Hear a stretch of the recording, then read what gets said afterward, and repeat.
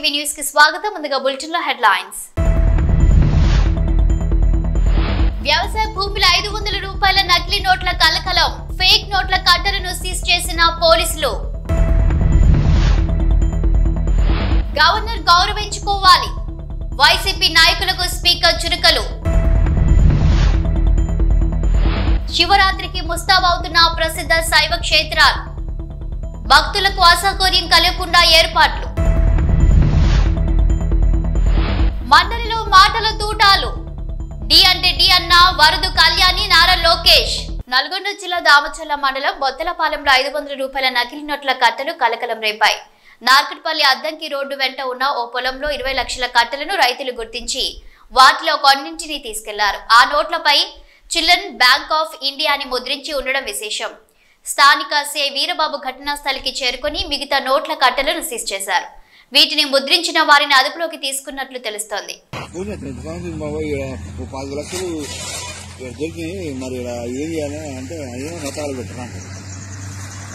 మంచిగా చెప్తారా అనుకుంటున్నారా?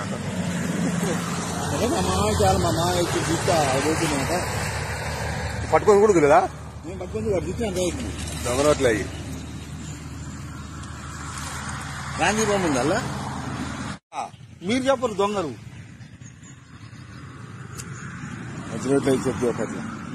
గవర్నర్ ఉభయ సభలను ఉద్దేశించి ప్రసంగిస్తున్న సమయంలో వైసీపీ ప్రవర్తించిన తీరుపై స్పీకర్ అయ్యన్న పాత్రుడు ఆగ్రహం వ్యక్తం చేశారు. నిన్నటి సంఘటన సభ్య సమాజం సిగ్గుపడేలా వైసీపీ నాయకులు వ్యవహరించారన్నారు. సీఎంగా పనిచేసిన వ్యక్తి పార్టీకి అధినేత జగన్ సభ్యత మరిచి ప్రవర్తించారని అన్నారు. పార్టీ సభ్యులు గందరగోళం చేస్తుంటే చూస్తూ నవ్వుతూ కూర్చున్నారే తప్ప వారిని ఆపే ప్రయత్నం చేయలేదని విమర్శించారు. ఉన్నతమైన వ్యక్తిని అగౌరవపరిచేలా ప్లెకార్డ్స్ పట్టుకొచ్చారని పోడియంపై విసిరేశారని అన్నారు. ఇది ఏం సాంప్రదాయమని ప్రశ్నించారు. ప్రజాస్వామ్యంలో ఇది మంచి పద్ధతి కాదన్నారు స్పీకర్ అయ్యన్న పాత్రుడు. నమస్కారం అండి. మొదటి రోజు సమావేశానికి వచ్చేసిన సభ్యులందరికీ స్వాగతం. ఈ సభని ప్రారంభించే ముందు 2 విషయాలు కొన్ని మీతో మాట్లాడాలనుకుంటున్నాను. నేను ఏంటంటే నిన్న సభలో జరిగినట్టు సంఘటన మీ అందరూ చూశారు. నాకైతే చాలా బాధ అనిపించింది. ప్రజాస్వామ్యంలో మన రాష్ట్రంలో ఉన్నతమైన సభ ఈ సభ. ఆ సభకి ప్రసంగించడం కోసం ముఖ్య అతిథిగా గవర్నర్ గారిని అతిథిగా మనం ఆహ్వానించుకున్నాం. అతన్ని గౌరవించవలసిన బాధ్యత అందరూ సభ్యులందరూ ఉంది, మీ అందరికీ తెలిసిన విషయమే. అటువంటి గవర్నర్ గారు ఉపన్యాసం చేస్తున్నప్పుడు నిన్న జరిగిన సంఘటన సభ్య సమాజం సిగ్గుపడవలసిన విషయం నేను భావిస్తున్నాను. నిన్న జరిగిన సంఘటన మీరు కళ్ళారా చూశారు, మీరు అందరూ కూడా, మీరే కాదు ప్రజలందరూ చూశారు. ఒక ముఖ్యమంత్రిగా పనిచేసిన వ్యక్తి, ఒక పార్టీకి అధ్యక్షుడిగా ఉన్న వ్యక్తి, పార్లమెంటు మెంబర్గా కూడా పనిచేసిన వ్యక్తి సభ్యత మర్చిపోయి ఆ విధంగా ప్రవర్తిస్తే కనీసం కూర్చొని చూస్తూ నవ్వుకుంటున్నాడు తప్పించి వాళ్ళ సభ్యుల్ని కంట్రోల్ చేసే పరిస్థితి ఎక్కడ కనిపించదండి మనకి. పైగా ఎంకరేజ్ చేస్తాడండి. ఇది సాంప్రదాయం అండి. ఇది సాంప్రదాయం అంటారా? సాంప్రదాయం ఏంటండి? ఇది ఒక ఉన్నతమైన వ్యక్తిని అగౌరవపరిచే విధంగా ప్లే కార్డ్స్ పట్టుకొని రావడం, కాగితాలు చింపి పోడియం మీద విసిరారు. అంటే గవర్నర్ మాట్లాడుతూ ఉంటే గవర్నర్ మీద, ఇది పద్ధతి కాదు. ఈ సాంప్రదాయం అంటాడు. ఏంటి సాంప్రదాయం నాకు అర్థం కాదండి. ఇది పద్ధతి కాదు. ప్రజాస్వామ్యం ఇది మంచి పద్ధతి కాదు. పైగా అతనికి ఆలోచన లేకపోయినా పక్కనే ఉన్నటువంటి సీనియర్ మెంబర్ బొత్స సత్యనారాయణ గారికి కూడా ప్రోత్సహించారు. వారైనా ఇది తప్పు అని చెప్పే పరిస్థితి లేదు. ఇటువంటి సంఘటనలు రాబోయే రోజులు జరగకూడదు అనేది నా తాలూకు ఆలోచన విధానం. మీరందరూ కూడా గమనిస్తూనే ఉన్నారు. ఇది ఎందుకు చెప్తానంటే ఇప్పటికైనా విజ్ఞతతో ప్రవర్తించాలని చెప్పి ఆ సభ్యులందరినీ కోరుకుంటున్నాను సభ ద్వారా. ప్రజాస్వామ్యం పెద్దలు మనకు ఎంతో ప్రజాస్వామ్యాన్ని ఇచ్చారు, రాజ్యాంగాన్ని ఇచ్చారు. రాజ్యాంగానికి అనుగుణంగా మనం ప్రవర్తించాలి తప్పించి మన ఇష్టం వచ్చిన మాట్లాడుకుంటాం. సర్వ హక్కులు నాకే ఉన్నాయి, నేను మాట్లాడతానన్నది ఇది పద్ధతి కాదని చెప్పి ఈ సభ ద్వారా సభ్యులందరికీ, అన్ని పార్టీ సభ్యులకు కూడా మనం చేస్తున్నాను. అలాగే ప్రజలు కూడా దీన్ని గమనిస్తున్నారనే విషయాన్ని కూడా మనం చూసుకోవాలి. ఉంది మన గవర్నర్ ప్రసంగం అయింది నిన్న. ఈరోజు గవర్నర్ ప్రసంగం మీద చర్చ ఉంది. వాళ్ళకి ఏమైనా అభ్యంతరాలు ఉంటే ఈ చర్చలు పాల్గొనవచ్చు కదా, మాట్లాడే అవకాశం మనం ఇస్తాం కదా. ఈ రోజంతా మాట్లాడవచ్చు. మీరు హౌస్కి వచ్చి మీరు మాట్లాడకుండా మీ ఇష్టం వచ్చినట్టు ఈ విధంగా ప్రవర్తించడాన్ని అందరం కూడా ఖండించవలసిన అవసరం ఉంది. ఇటువంటి సంఘటనలు రాబోయే రోజుల్లో జరగకూడదు అనేది నా తాలూకు అభిమతం. ఈ రెండు విషయాలు మీ ముందు చెప్పాలని నేను ఈ మాట మాట్లాడతానని చెప్పి మనం చేస్తూ, మరి ఇప్పుడు ఈ సభలో, ఈ జరగబోయే సభలో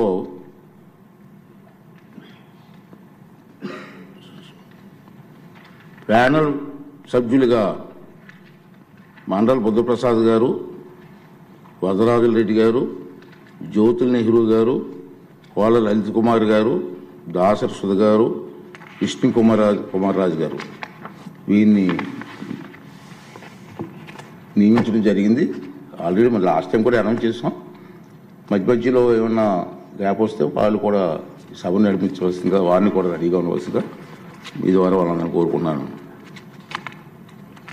ఏజెండాలో పేర్కొన్న మొదటి పత్రం సభ సమక్షంలో ఉంచినట్లుగా భావించవలను. ఉభయ సభలో సభ్యులను ఉద్దేశించి 24 ఫిబ్రవరి 25 గవర్నర్ గారు చేసిన ప్రసంగాన్ని ప్రతిని సెక్రటరీ జనరల్ సభ సమక్షంలో ఉంచుతారు. గౌరవ స్పీకర్. శివరాత్రి పర్వదినానికి తెలంగాణలోని ప్రసిద్ధ శైవ క్షేత్రాలు ముస్తాబవుతున్నాయి. ఉత్తర తెలంగాణలో ప్రసిద్ధి చెందిన సిద్దిపేట జిల్లా హుస్నాబాద్ మండలం పొట్లపల్లిలోని శ్రీ స్వయంభూ రాజరాజేశ్వర స్వామి దేవాలయం శివరాత్రి పర్వదినానికి ముస్తాబైంది. ప్రతి ఏటా శివరాత్రి పర్వదినం రోజున స్వామివారిని దర్శించుకోవడానికి వేల సంఖ్యలో భక్తులు తరలివస్తారు. ప్రత్యేక అభిషేకాలు, పూజా కార్యక్రమాలు నిర్వహిస్తారు. ఈసారి భక్తుల సౌకర్యార్థం ఆలయ ప్రాంగణంలో చలువ పందిళ్లు, మంచినీటి సౌకర్యం, క్యూ లైన్లు, వైద్య రవాణా సౌకర్యాలు ఏర్పాటు చేశారు.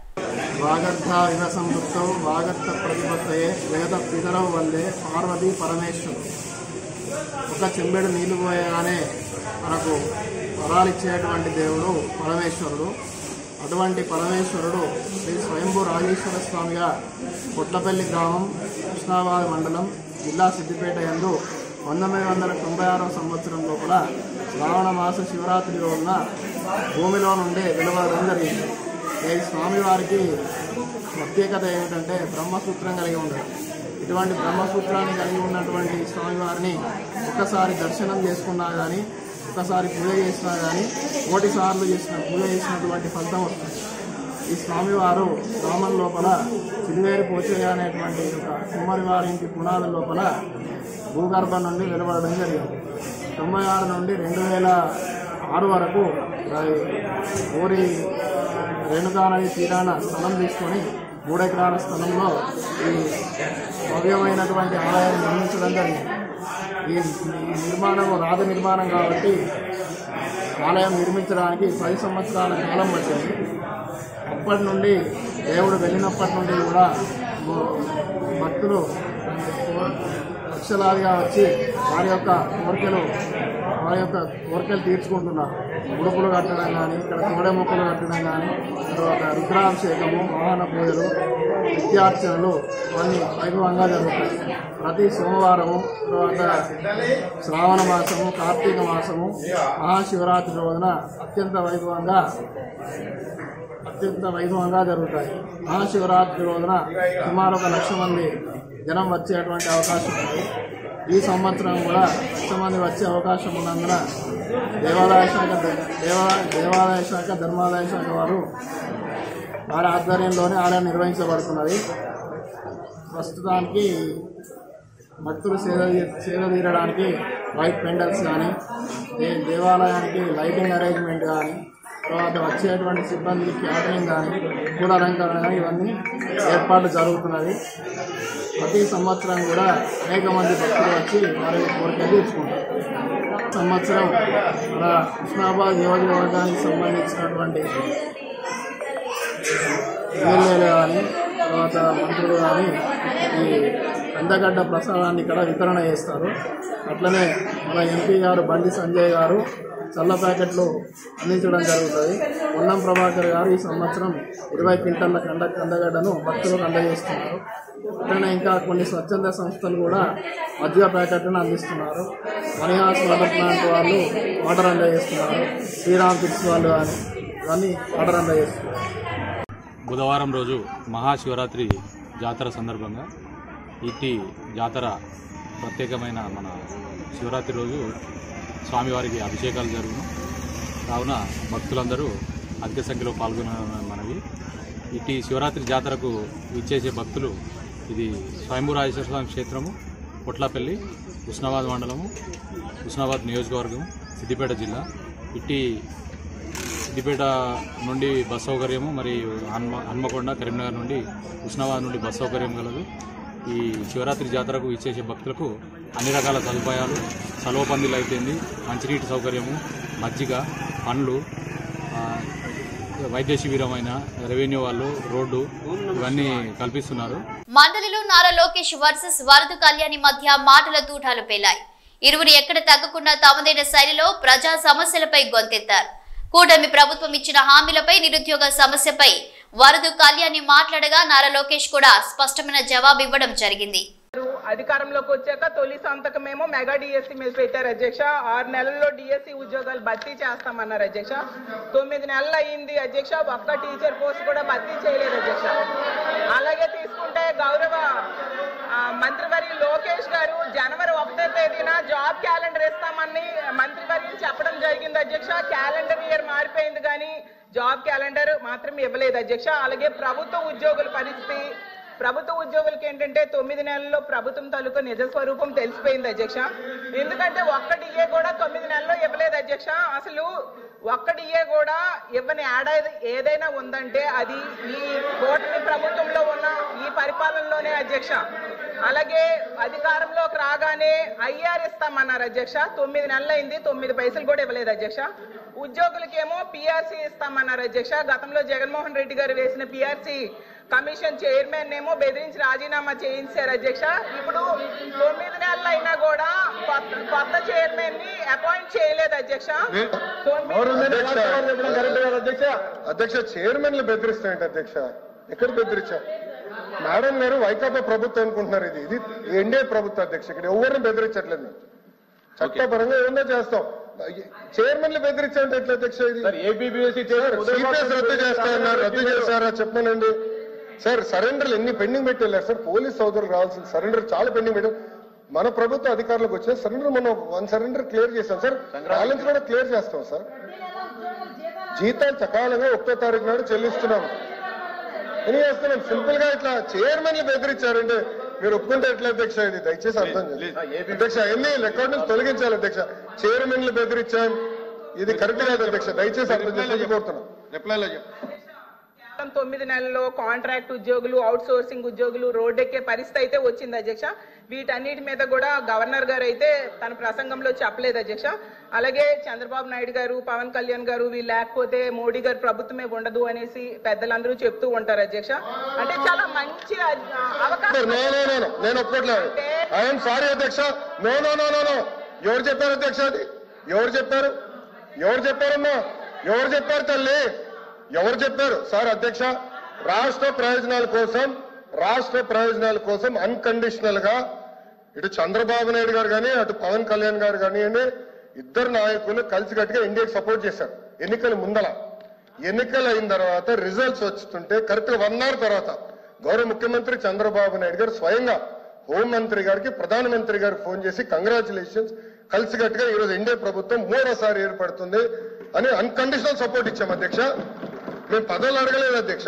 రాష్ట్రానికి నిధులు ఇవ్వండి, రాష్ట్రాన్ని కాపాడండి, దివాలా ఎత్తేసింది, చాలా ఆర్థిక ఇబ్బందులు ఉంది, గత ప్రభుత్వం చేతకంతనం వల్ల ఇబ్బంది పడుతున్నాం, మీరు ఆదుకోండి అని చెప్తే రైల్వే జోన్ తీసుకొచ్చా అధ్యక్ష, విశాఖ ఉక్కుని కాపాడే అధ్యక్ష, చివరి అమరావతిని నిధులకి తీసుకొచ్చా అధ్యక్ష, పోలవరంకి నిధులు తీసుకొచ్చా అధ్యక్ష. అది ఈ రోజు మన ప్రభుత్వానికి ఉన్న చిత్తశుద్ధి అధ్యక్ష. మేము ఎక్కడ చెప్పలేదు అధ్యక్ష, దయచేసి మేడం గారు వస్తే విడ్రా దట్ పాయింట్. మేము ఒప్పుకోవట్లేదు అధ్యక్ష. అది మటుకు ఏదో మేము సపోర్ట్ చేయకపోతే మేము ఎక్కడో చెప్పినట్లు ఇది సత్యదూరం అధ్యక్ష. మేడం గారు వస్తే విడ్రా దట్ పాయింట్ అధ్యక్ష. ఇది చాలా సీరియస్ గా మేము తీసుకుంటాం అధ్యక్ష. అందరూ అంగీకరించాల్సిన నిజం, మన రాష్ట్రంలో ఉన్న ఎంపీల మీద కేంద్ర ప్రభుత్వం ఆధారపడి ఉంది అనేది నిజం కదండి అధ్యక్ష. సో ఇది చాలా మంచి అవకాశం అని చెప్తున్నారు అధ్యక్ష. అధ్యక్ష చూడండి అధ్యక్ష, మాట మార్చుతారు. స్టేట్మెంట్ ఏంటి, మనోడే రాస్తున్నారు, స్టెనో ఉన్నారు, స్టేట్మెంట్ ఏంటి అధ్యక్ష? నేను అది రికార్డ్ నుంచి తొలగించాలి అధ్యక్ష. అది సీరియస్ అలిగేషన్. సీరియస్ అలిగేషన్ చేశారు మేడం గారు, మా పైన ఆరోపణలు చేస్తున్నారు. నేను ఎక్కడో స్టేట్మెంట్ ఇచ్చినట్టు మాట్లాడినట్టు ఉంది, లేదా తెలుగుదేశం పార్టీ సభ్యులు ఏదో స్టేట్మెంట్ ఇచ్చినట్టు మాట్లాడారు, కరెక్ట్ కాదు అధ్యక్ష. మేడం గారు వస్తే విడ్రా దట్ అధ్యక్ష. చాలా స్పష్టంగా అధ్యక్ష, మేడం గారు ఏమన్నారంటే మేము ఎక్కడో స్టేట్మెంట్ ఇచ్చినట్టు, మా పైన కేంద్ర ప్రభుత్వం ఆధారపడి ఉంది అని వక్రీకరిస్తూ మేడం గారు స్టేట్మెంట్ ఇచ్చారు అధ్యక్ష. నేను మళ్ళీ చెప్తున్నా, అన్కండిషనల్ సపోర్ట్ చేశాం, రాష్ట్ర ప్రయోజనాల కోసం చేశాం. గత 9 నెలలు పూర్తి చేయలేదు సార్. మీరేమన్నారు అధ్యక్ష? ఒక్క నిమిషం, మీ నాయకులు ఏమన్నారు అధ్యక్ష? పులివెందుల ఎమ్మెల్యే ఏమన్నారు? గతంలో మెడలో ఉంచి ప్రత్యేక హోదా తెస్తాడు. ఏమైంది? ఒక్క నిమిషం సార్, మేము 2000 ఒక్క నిమిషం 24 ఎన్నికల్లో ఏం చెప్పాం? డబుల్ ఇంజిన్ సర్కార్ అని చెప్పాం. డబుల్ ఇంజిన్ సర్కార్ ఇప్పుడు వచ్చింది. కేంద్రం రాష్ట్రం ఒకే ప్రభుత్వం ఉంది. రైల్వే జోన్ ఎవరు కాపాడారా? నేను కాపాడాను. విశాఖకు మీరు పెద్ద పెద్ద మాటలు మాట్లాడుతున్నారు. 13,000 కోట్లు చంద్రబాబు గారు పైన నాయకత్వం మేము తీసుకొచ్చాం అధ్యక్ష. 13,000 కోట్లు తీసుకొచ్చాం. గొడ్డు చాకరీ చేయించుకున్న 600 మాత్రమే కూలీ మాత్రమే ఇస్తున్నారు అంటూ ఎస్ఎల్బీసీ కార్మికులు ఆవేదన వ్యక్తం చేశారు. రోజుకి 10 గంటలు గొడ్డు చాకరీ చేయించుకుని కేవలం 600 కూలీ చెల్లిస్తున్నారంటూ వాపోయారు. ప్రమాదం ఉందని తెలిసినా మళ్లీ మట్టి తొలగించడానికి రమ్మని పిలుస్తున్నారని, మేము లోపలికి వెళ్లాక మళ్లీ టన్నెల్ కూలితే మా పరిస్థితి ఏంటి అని ప్రశ్నిస్తున్నారు. 3 నెలలుగా కూలీ ఇవ్వట్లేదు, అడిగితే ఇష్టం ఉంటే చెయ్యండి లేకపోతే మానేయండి అంటున్నారని వాపోతున్నారు ఎస్ఎల్బీసీ కార్మికులు. రాష్ట్ర ప్రయోజనాల కోసం ఎన్నికల ముందే ఎన్డీఏకు మద్దతు తెలిపాం. మేం పదవులు ఏమీ కోరలేదు, రాష్ట్రానికి నిధులు ఇవ్వాలని అడిగాం. మాపైనే కేంద్ర ప్రభుత్వం ఆధారపడినట్లు మేం చెప్పినట్లు వక్రీకరిస్తున్నారు. టీడీపీ జనసేన 2 కలిసి ఎన్డీఏకు మద్దతు తెలిపాయి. రైల్వే జోన్ తెచ్చాం, విశాఖ ఉక్కుని కాపాడాం, అమరావతి పోలవరానికి కేంద్రం నుంచి నిధులు తీసుకొచ్చాం. నేను ఒప్పుకోట్లేదు. ఐఎమ్ సారీ అధ్యక్ష. నో. ఎవరు చెప్పారు అధ్యక్ష? అది ఎవరు చెప్పారమ్మా? ఎవరు చెప్పారు తల్లి? ఎవరు చెప్పారు సార్? అధ్యక్ష, రాష్ట్ర ప్రయోజనాల కోసం అన్కండిషనల్ గా ఇటు చంద్రబాబు నాయుడు గారు కానీ అటు పవన్ కళ్యాణ్ గారు కానీ ఇద్దరు నాయకులు కలిసికట్టుగా ఇండియాకి సపోర్ట్ చేశారు. ఎన్నికల ముందల, ఎన్నికలు అయిన తర్వాత రిజల్ట్స్ వస్తుంటే కరెక్ట్ గా 1 అవర్ తర్వాత గౌరవ ముఖ్యమంత్రి చంద్రబాబు నాయుడు గారు స్వయంగా హోంమంత్రి గారికి ప్రధానమంత్రి గారు ఫోన్ చేసి కంగ్రాచులేషన్స్, కలిసికట్టుగా ఈరోజు ఎన్డీఏ ప్రభుత్వం 3వసారి ఏర్పడుతుంది అని అన్కండిషనల్ సపోర్ట్ ఇచ్చాం అధ్యక్ష. మేము పదవులు అడగలేదు అధ్యక్ష.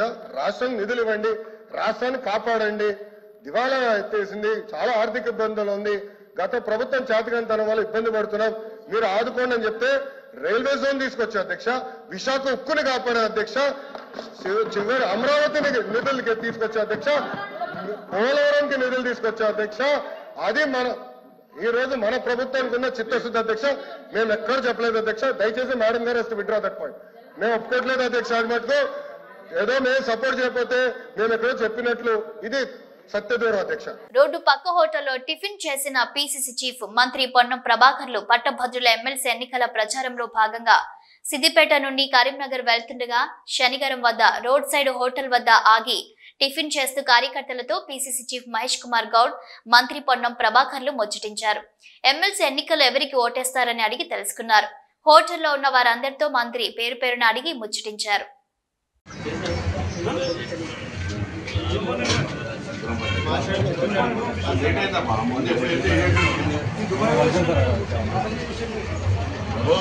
రేణుకా ఎల్లమ్మదేవి దేవాలయంలో అమ్మవారిని మంత్రి పొన్నం పూజలు. సిద్దిపేటలో శ్రీ మహారేణుకా ఎల్లమ్మదేవి దేవాలయంలో అమ్మవారిని మంత్రి పొన్నం ప్రభాకర్, పిసిసి చీఫ్ మహేష్ కుమార్ గౌడ్లు దర్శించుకున్నారు. అనంతరం సిద్దిపేట హనుమాన్ నగర్ లో రావి చెట్టు హనుమాన్ ఆలయంలో స్వామివారిని దర్శించుకుని ప్రత్యేక పూజలు చేశారు. ఈ కార్యక్రమంలో రాష్ట్ర dairy development corporation chairman Gutha Amit Reddy, DCC అధ్యక్షులు తుమ్కుంట నర్సారెడ్డి, పూజల హరికృష్ణ, చెరకు శ్రీనివాస్ రెడ్డి, ఇతర ముఖ్య నేతలు పాల్గొన్నారు. బుద్ధిమతాం వరిష్టం వాతాత్మజం వానర యూధముఖ్యం శ్రీరామదూతం శిరసా నమామి అసాధ్య సాధక స్వామిన్ అసాధ్యం తవ కిం వద రామదూత కృపాసింధో మత్కార్యం సాధయ ప్రభో.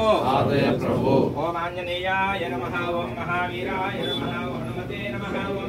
శ్రీరాంపూర్ మండల కేంద్రంలోని కునారం, పెద్దరాతుపల్లి, వెన్నంపల్లి, పెగడపల్లి గ్రామాల్లో ఈ నెల 27వ తారీఖున జరగబోయే పట్టభద్రుల ఎమ్మెల్సీ భాగంగా శ్రీరాంపూర్ మాజీ ఎంపీపీ గోపగాని సారయ్య, మండల పార్టీ అధ్యక్షులు గాజునవేన సదయ్య, మాజీ జడ్పీటీసీ లంక సదయ్య ఆధ్వర్యంలో విస్తృత ప్రచారం చేశారు. నరేందర్ రెడ్డికి మొదటి ప్రాధాన్యత ఓటు వేసి అత్యధిక మెజారిటీతో గెలిపించాలని కోరారు. ఈ కార్యక్రమంలో మాజీ సర్పంచ్ డొంకన మొగిలి, పానస మల్లయ్య, ఓరుగంటి కొమరయ్య, మాజీ ఎంపీటీసీ సాధనవేన కొమరయ్య, గోపగోని మల్లేష్, పోల్సాని సునీల్ రావు పాల్గొన్నారు.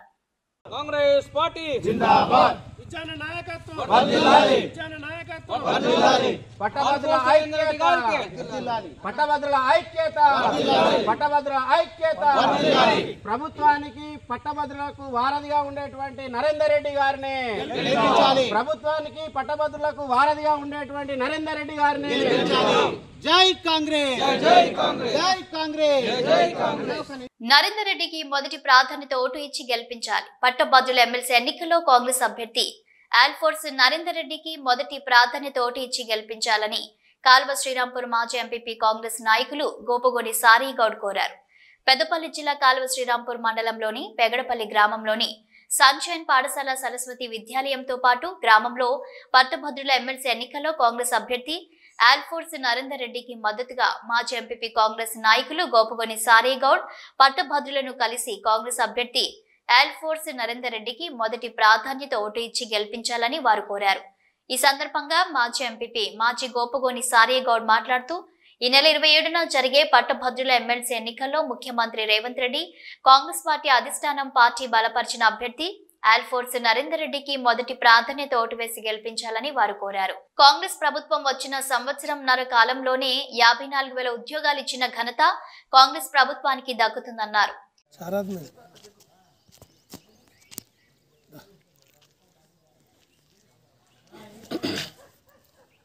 ఈరోజు పెగడపల్లి గ్రామంలోని సరస్వతి విద్యానికేతన్, తర్వాత క్రీసెంటు స్కూలు, తర్వాత శ్రీరాంపూర్ మండల కేంద్రంలోని SBI బ్యాంకులో పనిచేసే అటువంటి ఉద్యోగస్తులను, గ్రాడ్యుయేట్స్ని అందరినీ కూడా అక్కడ టీచర్స్ గ్రాడ్యుయేట్స్, తర్వాత ఇక్కడ బ్యాంకులో పనిచేసే గ్రాడ్యుయేట్స్ అందరినీ కూడా శ్రీరాంపూర్ మండల శాఖ ఆధ్వర్యంలో వారిని కలవడం జరిగింది.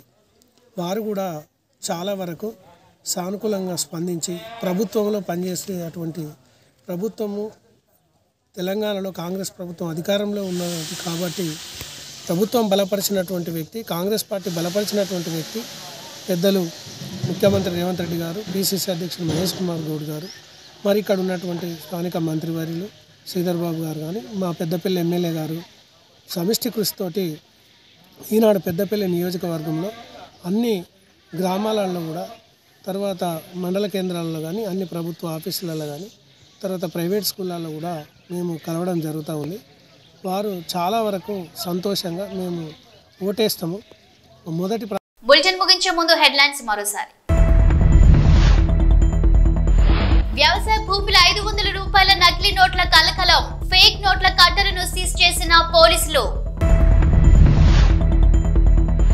గవర్నర్ గౌరవించుకోవాలి, వైసీపీ నాయకులకు స్పీకర్ చురుకలు.